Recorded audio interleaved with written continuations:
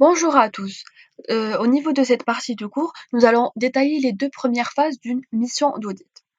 Donc la démarche d'une mission d'audit passe par 4 étapes principales, à savoir la prise de connaissance, l'évaluation du contrôle interne, ensuite la révision des comptes et finalement la rédaction du rapport général. On peut définir la démarche d'audit comme spécifique. En fait, la toute, démarche d'audit ou toute mission d'audit passe forcément par les 4 étapes, mais, le déroulement de ces étapes et le choix des outils utilisés dépend en fait de la structure, de l'entité auditée, dépend aussi de l'activité, de la taille de l'entreprise et de plusieurs facteurs internes et propres à chaque, entité. Donc les étapes, elles sont en fait, ajustées, selon la réalité de chaque, entreprise et selon chaque mission. Ensuite, itérative, en effet, les 2 premières phases sont essentielles, dans la réalisation de la stratégie d'une mission d'audit.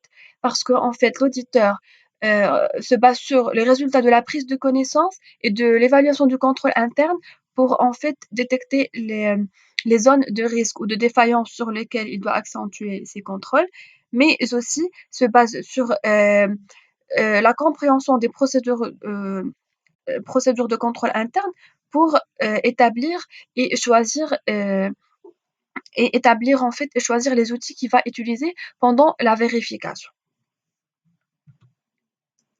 Donc première étape, la prise de connaissance. Au niveau de cette première étape, l'auditeur, doit comprendre le fonctionnement de l'entité et son environnement, à savoir le secteur d'activité et la réglementation, s'il y a des notes, des informations, heu, ou des normes à respecter. Donc il doit avoir une idée générale sur, l'environnement, externe, de la société.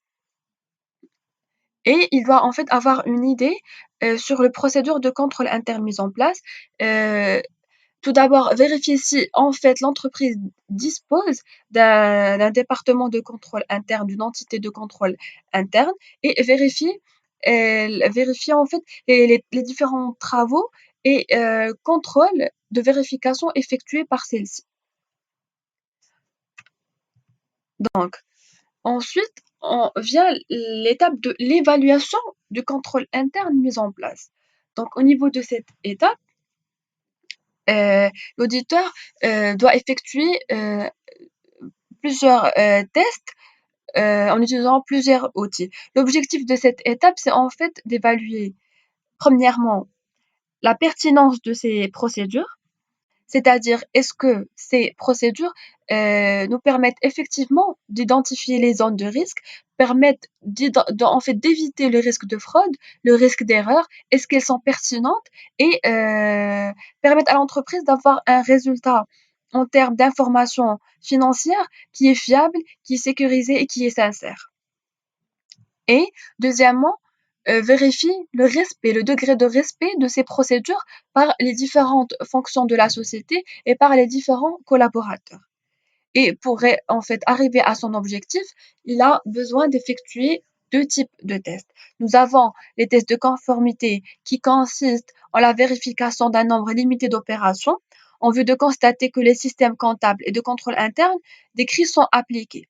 Donc ces tests de conformité, permettent de vérifier le respect de ces procédures internes en se basant bien sûr sur un échantillon.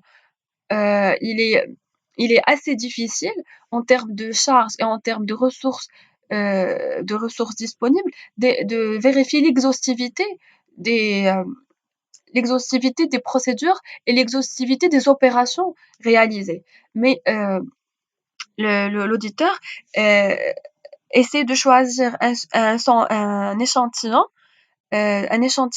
qui va représenter l'ensemble des opérations. Et ensuite, les tests de procédure, ces tests, en fait, ils ont pour objectif d'assurer la pertinence de ces procédures en termes de sécurité. Alors, les outils de l'évaluation du contrôle interne. Premier outil, nous avons la grille d'analyse des tâches. Donc, cette grille, en fait, elle nous donne une photographie sur les différentes tâches d'une fonction, ainsi que les différentes personnes ou collaborateurs qui s'en chargent. Donc, elle permet en fait de croiser chaque tâche avec la personne concernée. Cette grille a pour objectif en fait de permettre à l'auditeur de déceler les manquements à la séparation des tâches.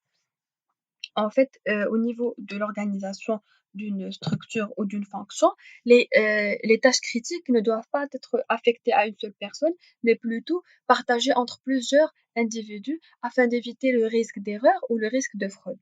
Si on prend par exemple le fonctionnement ou bien le processus de paiement d'une facture, la personne qui reçoit la facture n'est pas la même personne qui la comptabilise sur le système et n'est pas la même personne qui effectue le paiement pour en fait garder une certaine transparence dans la fonction et un certain niveau de fiabilité.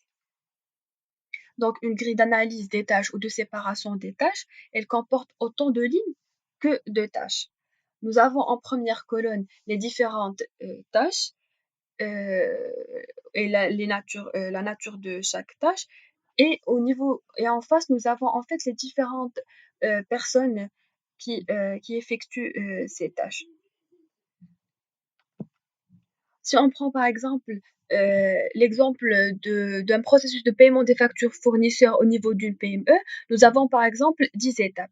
Ces étapes, chaque personne au niveau du service, par exemple de la comptabilité, est chargée d'une étape. Donc, si vous le souhaitez, vous pouvez arrêter la vidéo et essayer de faire l'exercice vous-même. Donc, au niveau de la première colonne, vous mettez les 10 étapes. Donc, vous aurez 10 colonnes. Et en face, au niveau de la première ligne, vous mettez les différents interlocuteurs ou bien les différents collaborateurs que vous pensez euh, ils peuvent interagir au niveau de ce processus. Et ensuite, au niveau de chaque case, vous mettez une croix. Donc, pour lier l'action avec la personne concernée. Donc, pour voir le résultat un petit peu, donc, par exemple, la réception, c'est le responsable du courrier, par exemple, qui réceptionne la facture. Ensuite, pour la transcription, si on prend cet exemple, personne en fait ne se charge de la transcription de la facture. Ensuite, nous avons pour le rapprochement de la facture avec le bon de commande et le rapprochement avec le bon de livraison, c'est le responsable des achats. Et aussi, il se charge de la vérification de la facture. Pour la comptabilisation, c'est le comptable. Au niveau de l'ordonnancement, c'est le gestionnaire qui s'en charge. L'établissement du chèque, c'est aussi le comptable.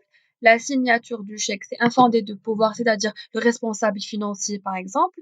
Et l'envoi du chèque, c'est le comptable qui l'effectue. Donc, si ce résultat, en fait, euh, il relève des manquements à la séparation des tâches. Nous avons le comptable, par exemple, il comptabilise la facture, il établit le chèque et envoie le chèque.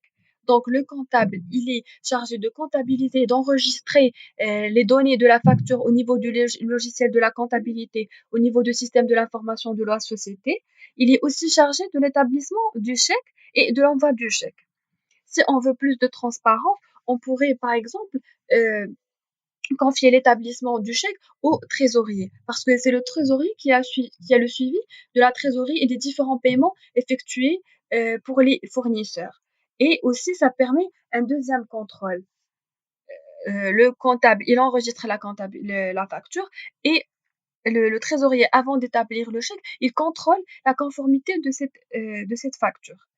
Et si on prend aussi le cas du rapprochement des factures avec le bon de commande, avec le bon de livraison et la vérification de la facture, ce n'est pas en fait au responsable d'achat d'effectuer les trois actions, mais plutôt on pourrait par exemple confier le rapprochement de la facture avec le bon de commande à un comptable, par exemple, ou comptable un autre comptable autre que celui qui va en fait comptabiliser la facture.